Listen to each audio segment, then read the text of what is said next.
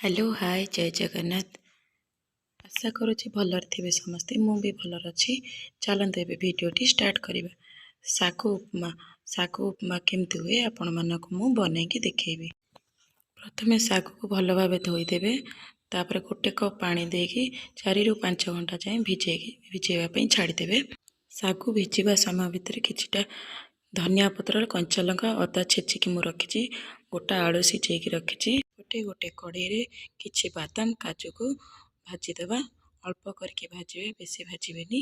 यही सब को गोटे पात्र साहाय्य नेबे। किछि समय ठंडा होला परे चोपा सब गुड़ाक भलसे छड़ेदेवा। चोपा छाड़ीला परे बादाम सब गुड़ाक दरदरा करके छेचिदेवे। पूरा छेचिबे नहीं, पूरा छेचिकी गुंड करेंगे नहीं, अल्प दरदरा करके छेचिबे। देखंतु हमर छेचा हो गला। एमिति ही करेंगे मुझे करी छेचा। गोटे कड़ई नवा। कड़ई साहाय्य किछि देसी घी पकेबे। तादेर के अल्प किछि जीरा फुटण होला परे सिझा आलू को पके फ्राए करेंगे। बेसी टाइम करेंगे नहीं, अल्प समय फ्राए होला परे सागु को पकेदेवे। सागु भिजिकी रखिथे आगुरु। सागु को एपट सेपट कर किछि समय पे फ्राए करेंगे। टिके समय परे तादेर किछि बादाम गुंड को छेचिकी रखिथिबा को पकेइबे। ताकू किछि समय पे एपट सेपट करी फ्राए करेंगे। गोटा काजू गोटा बादाम सब गुड़ाक आउ थे अल्प करके पकेइबे। तापर सब गुड़ाक एपट सेपट करके मिसई देबे।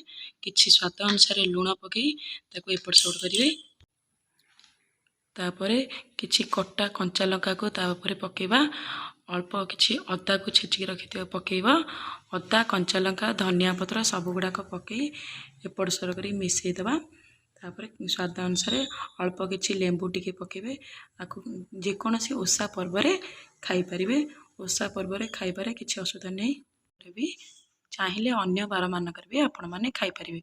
देखंतु घरे बनईकी ट्राए करंतु केमिति हेची आपण माने मते जणांतु।